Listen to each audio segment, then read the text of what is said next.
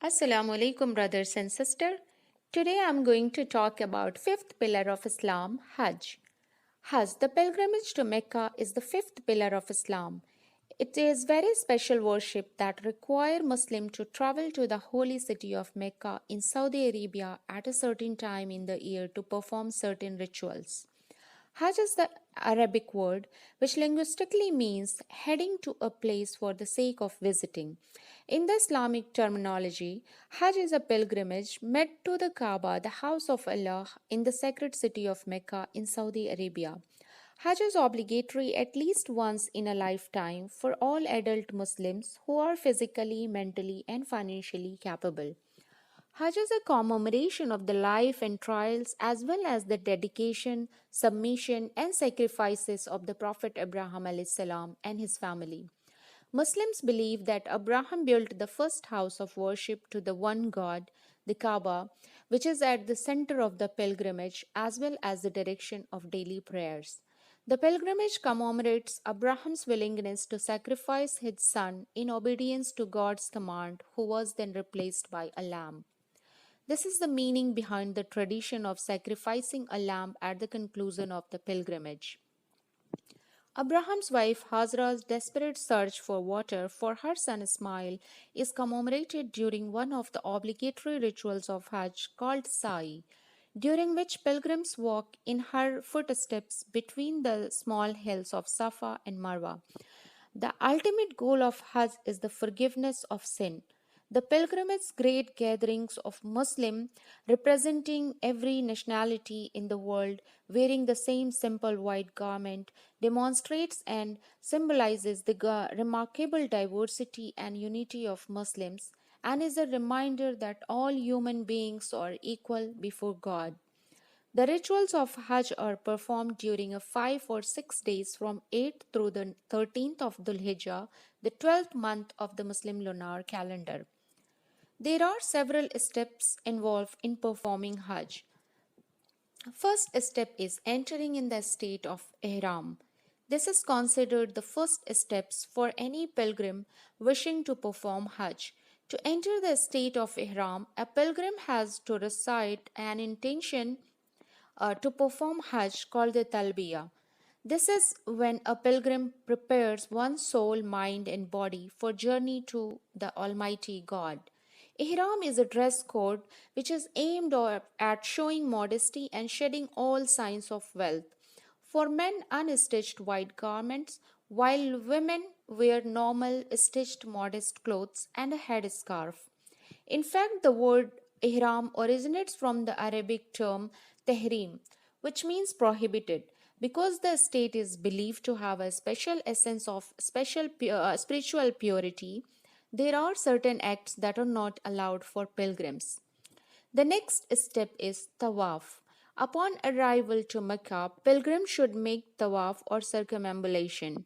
It is considered an integral part of the pilgrimage and refers to the 7 times pilgrims circle around the Kaaba at the beginning, during, and at the end of Hajj.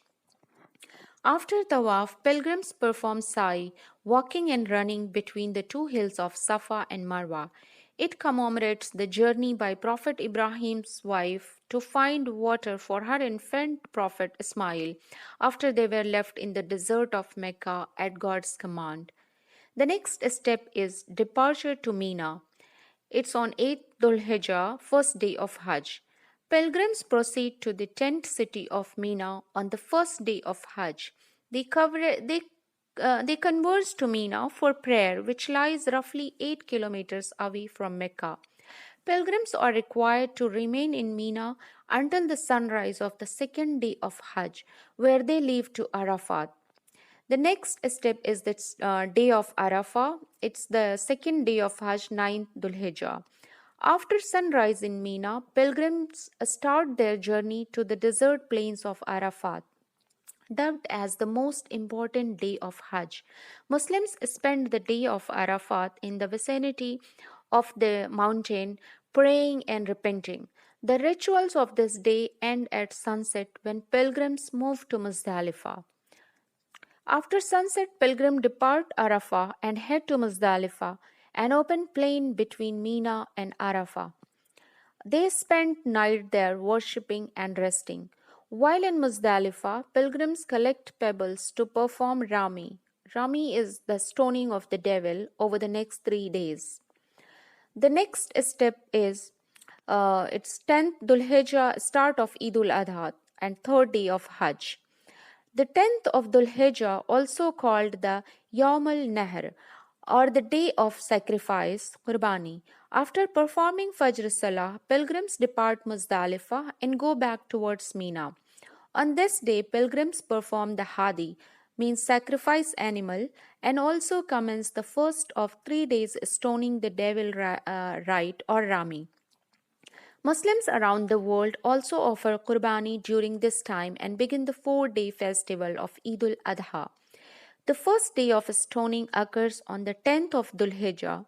The act of throwing stones at Jamarat is known as Rami. The ritual of Rami is symbolic of the actions of Ibrahim alayhis salam when he faced with the trial of having to sacrifice his son Ismail alayhis salam upon the commandment of Allah.